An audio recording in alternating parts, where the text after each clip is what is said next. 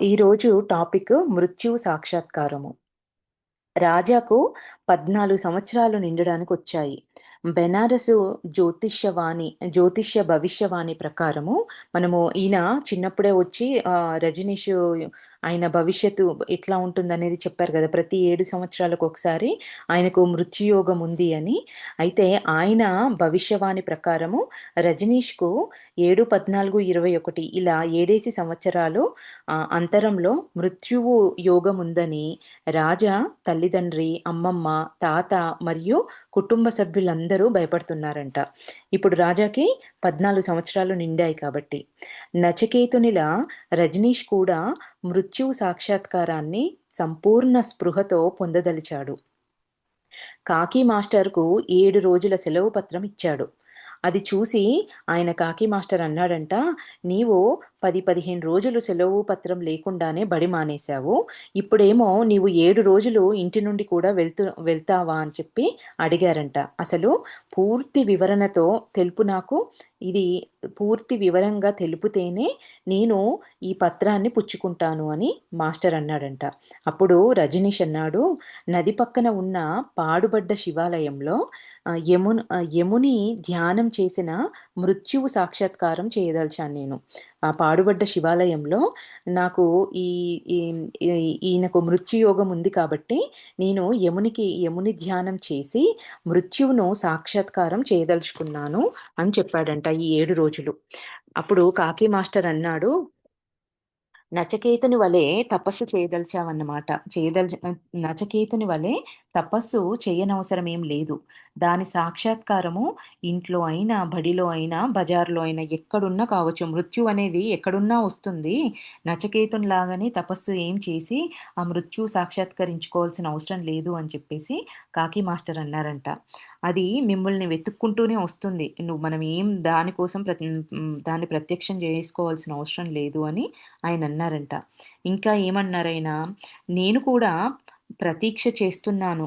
ఎవరికి మొదలవుతుందో చూద్దాము. మొదలుగా ఎవరికి ఈ ఈ మృత్యు సాక్షాత్కారం జరుగుతుందో చూద్దాం. నేను గూడా దానికోసమే ఎదురు చూస్తున్నాను" అని ఆయనన్నారంట. అప్పుడు రజనీష్ కాకి మాస్టర్‌తో మొత్తం జరిగిందంతా స్టోరీ చెప్పారు. బెనారసు జ్యోతిష్యుని భవిష్యవాణి గురించి, అతని 7వ సంవత్సరంలో తాత మృత్యువు సాక్షాత్కారం గురించి, మరియు అతని యోజనంతా అంటే ఆయన ప్లాన్ అంతా కూడా చెప్పారంట. ఏం చేద్దాం అనుకుంటున్నారు అనేది డీటెయిల్‌గా కాకి మాస్టర్‌కి చెప్పారు. ఆ మందిర పూజారి రోజుకు ఒకసారి హారతివ్వడానికి ఆ గుడిలోకొస్తారంట. భక్తులు ఆ మందిరానికి శివరాత్రికి అధికంగాను, సోమవారము, ఏకాదశి, పూర్ణిమకు ఒక్కరిద్దరు వస్తారంట. పూజారి నాకు భోజనం తెచ్చి ఇవ్వడానికి ఒప్పుకున్నాడు. ఈయన అన్నీ చక్కగా ప్లాన్ చేసేసుకున్నాడన్నీ. ఎట్లెట్లా చేయాలి అనేది ఆల్రెడీ ఆయన అంతా అరేంజ్ జేసుకున్నారు. పూజారి నాకు భోజనం తెచ్చి ఇవ్వడానికి ఒప్పుకున్నాడు. అతనికి నేను డబ్బులిచ్చాను. నా సాధనలో ఏ విధమైన విఘ్నం కూడా కలగకూడదు. అప్పుడు కాకి మాస్టరు చిరునవ్వుతో అన్నారంట. ఇదంతా విని ఆయన చిరునవ్వుతో అన్నాడు, "నీవు నిశ్చింతగా వెళ్ళు. పూజారి రాకపోతే ఏదైనా కష్టం కలిగితే ఒక చిన్న చీటీ మీద రాసి మందిరం బయట పెట్టి దానిపైన ఒక రాయి పెట్టు. నేను రోజూ ఒకసారి వస్తాను. నీకు మృత్యువు సాక్షాత్కారం కలిగితే నాకు కూడా తప్పక చెప్పాలి" అని ఆ కాకి మాస్టర్ అన్నారంట. అప్పుడు రజనీష్ నవ్వన్నాడు, "ఒకవేళ మృత్యువు సాక్షాత్కారం అయితే నేను మీకు చెప్పడానికి ఎట్లా రాగలుగుతా?" అని ఈయన అన్నారంట. కాకి మాస్టర్ అన్నాడు, "రాజా, నాకు తెలుసు నీవు తిరిగి వస్తావు. నీ అనుభవమే నా అనుభవం కావాలి అనేది నా కోరిక" అని ఆయన అన్నారంట. రజనీష్ మందిరానికి వెళ్ళాడు ఇంకా 7 రోజులు. అక్కడ ఏకాంతము అతనికి ఎంతో హాయిగా ఉండేది. అది ఊరు బయటున్న ఒక పాడుబడిన శివాలయం అని చెప్పారండి. అయితే అక్కడ ఎవ్వరూ అక్కడికి రారు కాబట్టి ఎంతో ఏకాంతంగా, చాలా హాయిగా, ప్రశాంతంగా అనిపించిందంట. శివలింగం ముందు పద్మాసనం వేసుకొని కూర్చున్నాడు. ఒక ఉడుత శివలింగం పైకెక్కి తిరుగుతుందంట. అది చాలా అందంగా అనిపించిందంట రాజాకి. అతనికి తోచింది రాతి శివలింగం కంటే ఉడితే ఎంతో సజీవంగా ఉన్నట్లు అనిపించిందంట. దానికి ఇతని వల్ల ఏమాత్రం భయం లేదు. అంత చిన్న ఉడతకి ఆ దేవుడంటే, అమ్మో! దేవుడి పైన ఎక్కి కూర్చున్నాను నేను. ఇట్లాంటి భయమేం లేకుండా అదెంతో చక్కగా స్వేచ్ఛగా తిరుగుతుంది. దానికి ఏ భయం లేదు అనేది అనిపించిందంట రాజాకి. ఇంక లేచి గంట కొట్టాడు రాజా. గంట ప్రతిధ్వనిలో నిమగ్నమయ్యాడు. అంటే గంట కొట్టిన తర్వాత, ఆ గంట నుంచొచ్చే ఆ రీసౌండ్ ఉంటుంది కదా! ఆ సౌండ్‌ని అబ్జర్వ్ చేస్తూ ఆ సౌండ్‌లో నిమగ్నమయ్యాడంట. మందిరం బయట వచ్చి చల్లని గాలిలో రావి చెట్టు మీద కూర్చొని మురళి వాయించాడు కాసేపు. రావి చెట్టు మీద ఇంకా ఒక్కడే ఒంటరిగా ఉన్నాడు కదా! ఊరి బయట. ఇంకా రకరకాల ఆలోచనలు. ఏమని? రావి చెట్టు మీద దేవతలుంటారని, ఇంకా బ్రహ్మరాక్షసులుంటారని ఆయన విన్నాడంట. కానీ ఇదంతా భ్రమ అనుకున్నాడు. ఈ ఆలోచనలొచ్చినప్పుడు విన్నవన్నీ విషయాలు గుర్తుకొచ్చినాయి. వెంబటే అదంతా భ్రమ నిజం కాదు అనుకున్నాడంట. సాయంకాలం నదిలో ఈత కొట్టి, నది ఒడ్డున ఇసుకలో పడుకొని సుందర సూర్యాస్తమయాన్ని చూశాడు. నదిలోని మొసలి లేదా నీళ్లు తాగడానికి వచ్చిన అడవి జంతువు నన్ను చంపవచ్చు. చెట్టుపై నుండి కూడా పడి చావవచ్చు అన్న ఇట్లాంటి ఆలోచనలన్నీ మైండ్‌లో తిరుగుతున్నాయి. ఆలోచనలు వచ్చాయంట. తర్వాత ఆలోచించాడు. అయినా నేను మృత్యు సాక్షాత్కారం చేసుకోవడానికే కదా ఇక్కడికొచ్చింది. ఇంక నేను భయపడాల్సిన అవసరం ఏముంది అని మళ్ళీ అనుకున్నారంట. అడవి జంతువులు అతనికి దూరంగానే ఉన్నాయి. మందిరంలో అతనిపై మందిరంలో ఉన్నప్పుడు ఆయన పైనుండే ఒక పాము దాటి పోయిందంట. కాలు పైనుంచి దాటి ఎళ్ళిపోయింది. కానీ కాటు వేయలేదు. ఇంకా నేను భయపడాల్సిన అవసరం ఏముంది అనుకున్నారు. ఆకలి వేయగానే పూజారి తెచ్చిపెట్టిన అన్నం తిన్నారంట. రాత్రి చీకటైన కొలది ఆకాశంలో నక్షత్రాలు మెరవసాగాయి. నది ఒడ్డున టార్చ్ లైట్ వెలుగుతూ కనబడింది. అనుకున్నారు అడవిలో దోపిడి వాళ్ళు ఉంటారని రజనీష్ విని ఉన్నారు అంతకన్నా ముందే. నా దగ్గర ఏముంది ఈ ఆలోచనొచ్చింది. ఆ టార్చ్ లైట్ దూరంగా కనబడంగానే దోపిడీ వాళ్ళొచ్చారేమో, దోపిడీ దొంగలొచ్చారేమో అనుకున్నారు. వెంబటే మళ్ళీ అయినా నా దగ్గర ఏముంది దోచుకోడానికి? ఒకవేళ ప్రాణం తీస్తారా? తీయని. నేనొచ్చింది అందుకే గదా! అని మళ్ళీ అనుకున్నారు. టార్చితో కాకి మాస్టర్ వచ్చి అన్నాడు. ఆ టార్చ్ లైటు వాళ్ళ మాస్టరుది. నిన్న రాత్రి దూరం నుండే చూసి వెళ్ళాను నేను. 10, 12 గంటల వరకు శ్మశానంలో తిరిగేవానికి భయమేముంది? నీవు మహా సాహసుడివి అని అన్నారంట ఆయన. ఈయన అర్ధరాత్రిళ్ళు శ్మశానంలో కూడా వెళ్ళేవారు కదా! అక్కడ జరిగేవన్నీ చూశాను అని ఇంతకుముందు మనం చదువుకున్నాం కదా! నిన్న రాత్రి నేను దూరం నుంచే వచ్చి చూశాను. నువ్వెట్లున్నావో ఏంటో అని మళ్ళీ అంటున్నారంట. అర్ధరాత్రిళ్ళు నువ్వు 10, 12 గంటల వరకు శ్మశానంలో తిరిగేవాడికి అయినా భయమేముంటుంది? నీవు మహా సాహసుడవి అని చెప్పి, ఈ సంచిలో కొన్ని తినే పదార్థాలున్నాయి. టార్చ్, కొవ్వొత్తి, టపాకాయలు, చిచ్చుబుడ్లు, బాంబులున్నాయి. వీటిని కాల్చినచో అడవి జంతువులు పారిపోతాయి అని రజనీష్ చేతితో అని చెప్పారంట వాళ్ళ మాస్టరు. ఈయన మౌనంలో ఉన్నారు కదా! ఏం మాట్లాడకుండా సాధనలో.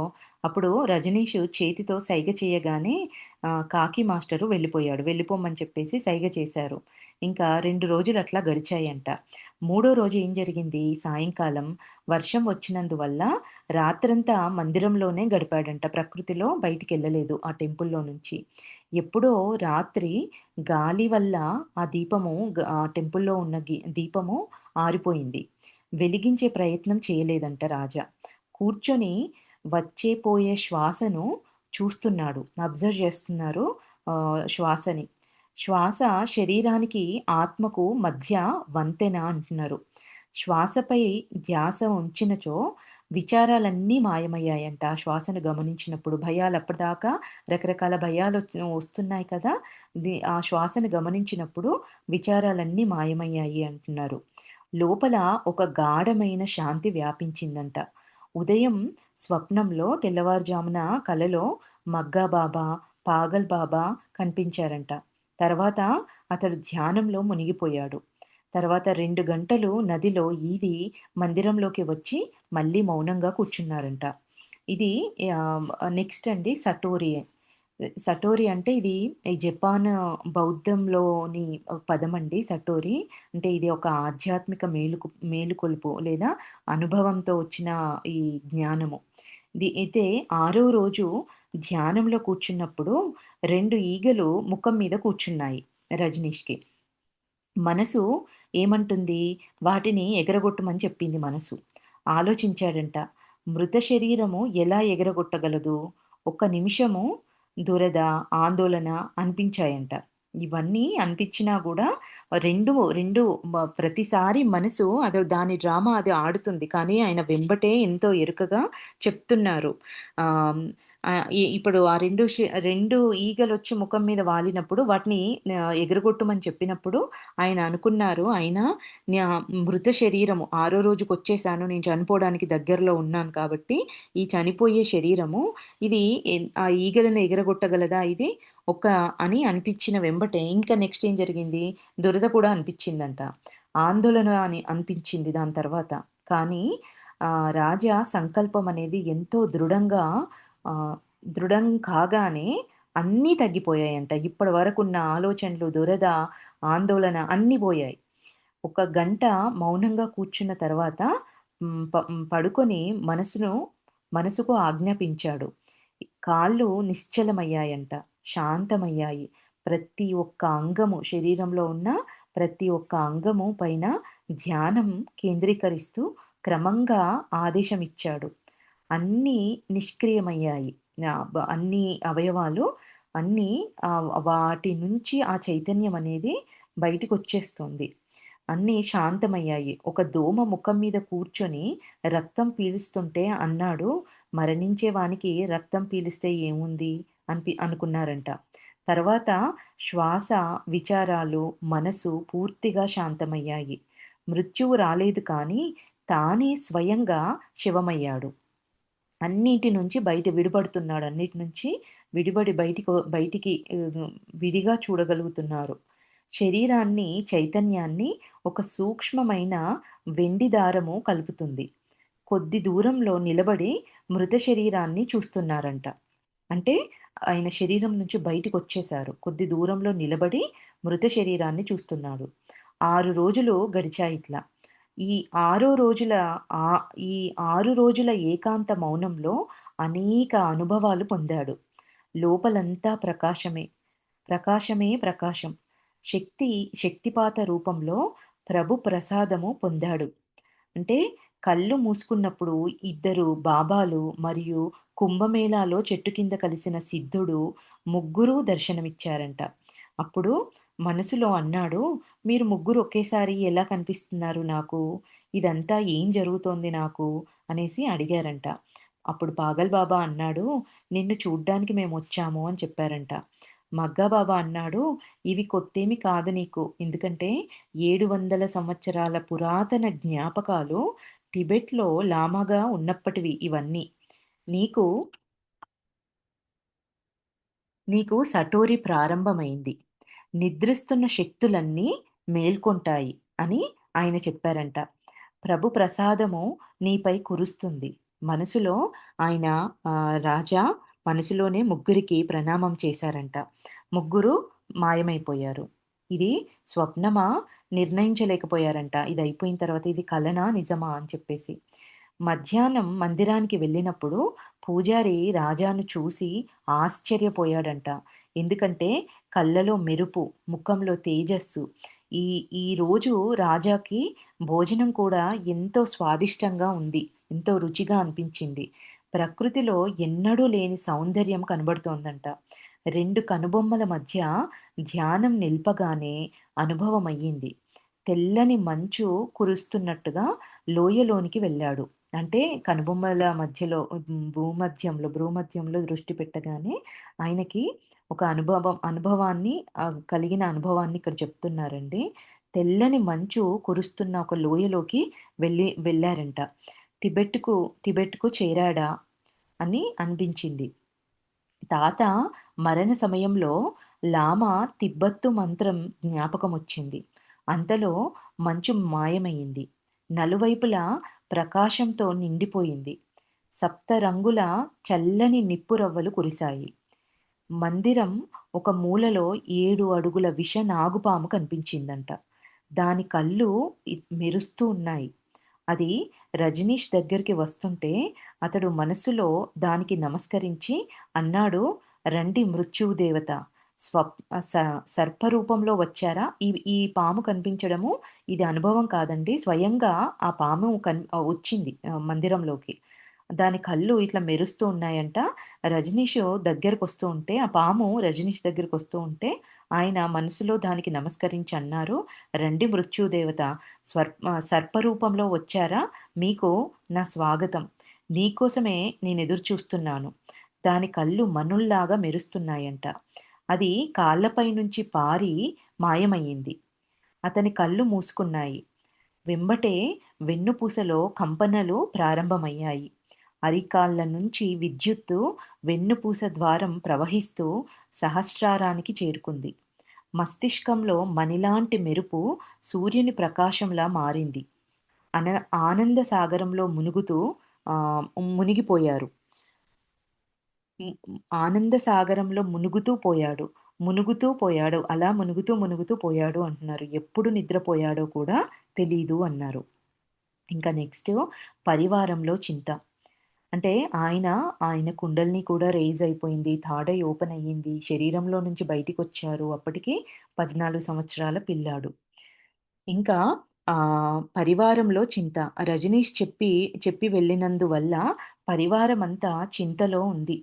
జ్యోతిష్యుని భవిష్యవాణి ప్రకారం 14 సంవత్సరాలలో మృత్యుయోగముంది.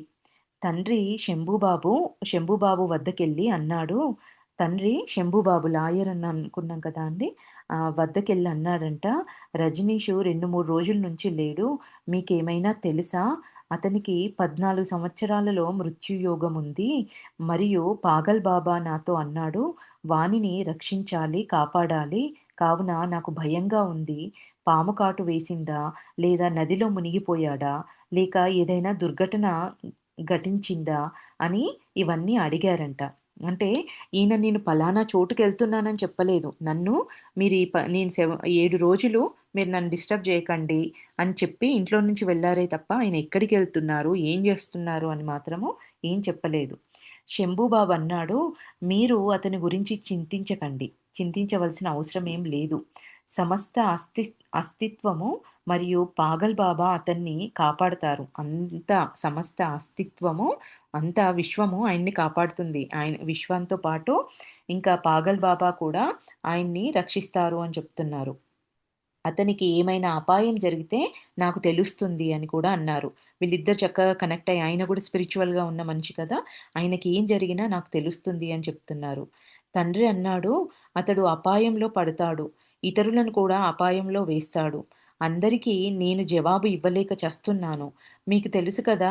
పండితుని జుట్టు కత్తిరించడం, పతలూన్ మాస్టర్‌కు భూత భయం పెట్టడం, బాలాజీ నిద్రిస్తున్న మంచం బావి మీద పెట్టడం, బడిలో టీచర్లతో చిలిపి చేష్టలు ఇవన్నీ బుద్ధుడి యొక్క లక్షణాలా? ఇవన్నీ అంటున్నారు. ఇన్నిన్ని పనులు చేశాడు. ఆయనెప్పుడు ఆయన ప్రాబ్లమ్స్ ఎదుటి వాళ్ళకి ఇస్తూ ఉంటాడు. ఆయన ప్రాబ్లమ్స్ ఫేస్ చేస్తూ ఉంటాడు. వీళ్ళందరికీ అడిగే వాళ్ళకి నేను సమాధానం చెప్పలేక చస్తున్నాను" అని ఇంకా ఈయనేమంటున్నారు, ఆయన బుద్ధుడు, ఆయన మహాపురుషుడు అని చెప్పాడు కదా! ఆయనకి విశ్వమంతా సహకరిస్తుంది. ఈ మన పాగల్ బాబా గూడా ఆయనను రక్షిస్తాడు అనంటే, ఇట్లాంటి పనులన్నీ జేస్తున్నాడు. ఈయన, ఈయన బుద్ధుడా అని చెప్పేసి వాళ్ళ నాన్న ఆయనతో అంటున్నారు. శంభూబాబు నవ్వి అన్నాడంట, "అతని అల్లరిలో అకారణము ఏమీ లేదు. పైనుంచి చూస్తే కష్టంగా మీకనిపిస్తోంది. కానీ లోతులో చూస్తే ఎందరో రూపాంతరమయ్యారు. ఎందరో మార్పు చెందారు. ఎందరో చేంజ్ అయ్యారు. మరియు ఎన్నో అంధవిశ్వాసాలు తొలగిపోయాయి." ఏంటి, కంటర్ మాస్టర్ భయంతో ఎందరో పిల్లలు చదువు మానేశారు. స్కూలుకెళ్ళాలంటేనే ఆయన కొడతాడు, ఆయన హింసిస్తాడు అన్న భయంతో పిల్లలు చదువు మానేశారు. నువ్వు నేను కూడా అతని వద్దే చదువుకున్నాం కదా! మరి మనం కూడా ఏం చెయ్యలేకపోయాం ఆయనను. కానీ రాజా సాధించాడు. పతులూన్ మాస్టర్ గురించంటావా? ఆయన, ఆయన భార్య పెట్టే నరకం నుంచి బయటపడ్డాడు. ఇంకా బాలాజీ అయితే ఉదయం, సాయంత్రం 3 గంటలు ప్రార్థన వల్ల గ్రామాన్నంతా పరిచేవాడు. అతడు అతడు భయ విముక్తుడయ్యాడు. నిజమైన భక్తుడయ్యాడిప్పుడు. ఇంకా జుట్టు పండితుని అహంకారము నశించింది. రజనీష్ లాంటి వారు వేల సంవత్సరాలలో ఎప్పుడో ఒకసారి జన్మిస్తారు. మీరు చాలా అదృష్టవంతులు. అందువల్ల మీరు కూడా అతని లీలలతో ఆనందాన్ని పొందండి" అని చెప్పి శంభూబాబు మౌనం కాగానే తండ్రి వెళ్ళిపోయారు. ఈ విషయాలన్నీ చెప్పి ఆయన మౌనంగా కూర్చున్నారంట. ఆయన మౌనం కాగానే తండ్రి వెళ్ళిపోయాడు. ఇంకా 8దో రోజు 7 రోజులు గడిచిపోయాయి. 8దో రోజు రజనీషు ఇంటికి రాగానే అందరి ప్రాణాలలో ప్రాణమొచ్చింది. తండ్రి చూస్తుంటే రజనీష్ అన్నాడు, "నాన్నా, నీకు సంతోషంగా లేదా? నీ రాజా బతికొచ్చాడు. నేను మృత్యువు సాక్షాత్కారం చేశాను. మృత్యు రూపంలో విషనాగుపాము నా కాళ్ళను తాకి మాయమయ్యింది. ఇక వచ్చే 7 సంవత్సరంలో వరకు మీరు చింతించే అవసరం లేదు." అప్పుడు తండ్రి రాజాను హృదయానికి అదుముకున్నాడు. తల్లి అంది, ఏమైనా అయ్యుంటే నా ప్రాణం పోయేది" అని. "నీకు తెలియదు, 7 రోజులు అసలు ఎట్లా గడిచాయి, మేము ఎంత బాధపడ్డామనేది నీకు తెలీదు" అని చెప్పేసి తల్లి అంటూ ఉంటే, తాత వచ్చన్నాడంట, "ఇంకా ఎందుకు మీరు విసిగిస్తున్నారు? స్నానం చేసి భోజనం చెయ్యనివ్వండి రాజాని" అని చెప్పేసి ఇంకా పుత్రునితో అన్నాడంట. మన రజనీషు ఆయన మృత్యువు సాక్షాత్కారం చేసుకొని 7 సంవత్సరాలు ఇంకా ప్రాబ్లమ్ లేదని చెప్పాడు కాబట్టి, మనందరం ఇది సంతోషించాల్సిన విషయము అని చెప్పేసి, ఇదేమి తక్కువ సంతోషమా అని చెప్పి బాబులాలు మీరందరూ ఆయన్ని విసిగించకండి. ఆయన స్నానం చేసి ఆయనను భోజనం చేయనివ్వండి అని చెప్పి పుత్రునితో అన్నాడంట వాళ్ళ తాతయ్య. బాబులాల్ నిలబడి ఏం చూస్తున్నావు? వెళ్లి మిఠాయి తీసుకొని రా. ఇదేమైనా తక్కువ సంతోషమైన విషయమా? ఇంకా వాళ్ళ అమ్మమ్మ వద్దకి కూడా ఆ విషయాన్ని చెప్పండి. ఆమె ఎంత ఎదురు చూస్తుందో ఏంటో అని చెప్పారంట వాళ్ళ తాతయ్య. రాజా అమ్మమ్మకు, శంభుబాబుకు, కాకి మాస్టర్‌కు తన అనుభవాన్ని వినిపించారు. వీళ్ళకి ఈ ఒక్క విషయమే చెప్పారు. ఇప్పుడు ఇంత కుటుంబ సభ్యులు వీళ్ళింత బాధపడుతున్నారు కానీ, ఈయన పొందిన అనుభవాన్ని మాత్రం కుటుంబంలో చెప్పలేదు. చెప్పింది జస్ట్ ఒక పామొచ్చింది, నా కాలు మించెళ్ళి పాకెళ్ళిపోయింది, అది మాయమైపోయింది. ఇంకా నెక్స్ట్ 7 ఇయర్స్ వరకు నాకు ప్రాణగండం ఏం లేదు అని చెప్పారు. వాళ్ళంతే సంతోషించారు. కానీ ఆయన నిజమైన అనుభవాన్ని ఎవరితో పంచుకున్నారు? అమ్మమ్మతోని, ఈ శంభుబాబుతోని, కాకి మాస్టర్‌తో ఆయన అనుభవాన్ని వినిపించారట.